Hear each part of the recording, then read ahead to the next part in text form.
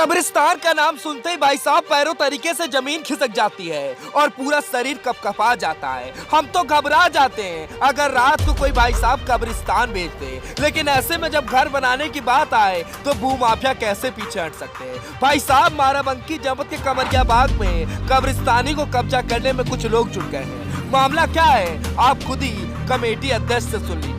भाई साहब सुनने के बाद आप भी एक पल के लिए आश्चर्यचकित हो जाएंगे कि वाकई में क्या चल रहा है। बाराबंकी जनपद में अब यही दिन देखना रह गया था जब कब्र खोद करके घर बनने लगे।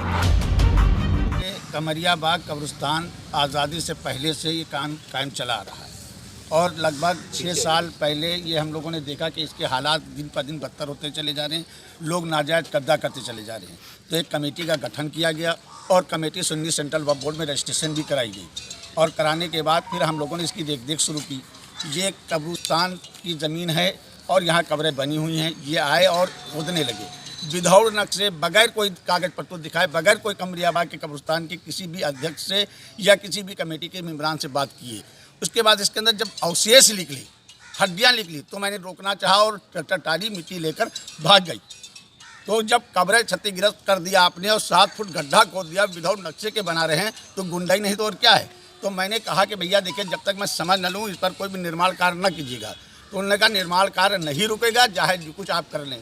तो मजबूरन होकर हमने यहाँ के थाना अध्यक्ष को यानी पंचायत किया और SDM साहब को यानी प्रार्थना पत्र देने जा रहा हूँ कि कब्रिस्तान पर घर बनाने वालों को भाई साहब इतना भी डर नहीं लग रहा था कि खुलेआम अवशेष निकल रहे हैं हड्डियों के। उसके बावजूद भी भाई साहब घर बनाने में जुटे थे। फिलहाल जब कोतवाल साहब को ज्ञापन दिया गया, प्रार्थना पत्र दिया गया, ऐसे में वहाँ पर अध्यक्ष जी क्या प्रार्थना पत्र दिया है? यहाँ पर मैंने प्रार्थना पत्र दिया है कि उनका कार्य रोका जाए और इसकी पैमाइश की जाए और अभिलेखों की जांच की जाए। उसके बाद जो निर्णय है वो किया जाए। तो आगे क्या रणनीति कुछ तय की? क्या अगर नहीं रोका जाता है और नहीं कुछ किया जाता है तो आगे जो भी हमारी कमेटी तय करेगी वो हम आपको बता देंगे।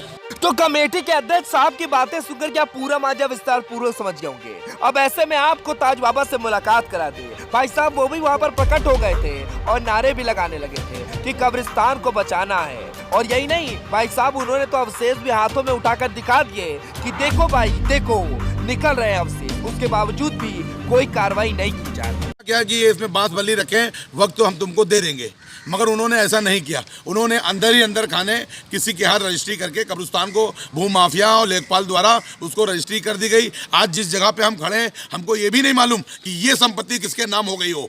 आज भूमाफिया शमशान, कब्रिस्तान, मंदिर, मस्जिद, गुरुद्वारा बेच रहे हैं। इस संबंध में हम लोगों ने, शहर के लोगों ने एक प्लेटफॉर्म पे अच्छे अच्छे 2 लोग हैं, उन्होंने बढ़ चढ़ के कहा है कि हम इसमें आपके साथ में खड़े हैं। चाहे वो वक्त वोट हो, चाहे सेफ वफ हो, हमारी ईदगाह कमेटी, मोहर्रम कमेटी, बज़्म रहमत, तमाम सामाजिक संगठन, उन्होंने ऐलान किया है कि कब्रिस्तान शमशान बचाना है। वो चाहे दशहरा बाग हो, चाहे सच्चे पीर का मामला हो, चाहे वो पैसार कब्रिस्तान का मामला हो, जहाँ भी लड़ाई होगी उसको पूरी तरीके से लड़ाई जाएगी। और इन भून माफियाओं से कब्रिस्तान को मुक्त कराना है, शमशान को मुक्त कराना है। मैं कोई एक धर्म की बात नहीं कर रहा हूँ, मैं दोनों धर्म का, जहाँ पे शमशान का भी मामला आएगा और कब्रिस्तान का मामला आएगा। इन जगहों पर जो अगर मेरी बात नहीं मानी जाती है, जिला प्रशासन ने बार बार हमारा साथ दिया है। कुछ चंद लोग अंदर खाना छोटे से अंदर घात करके हम लोगों ने एप्लीकेशन दे दी है, ज्ञापन दे दिया है। जो अगर नहीं होता है तो हम अपने उच्च अधिकारियों से बात करेंगे।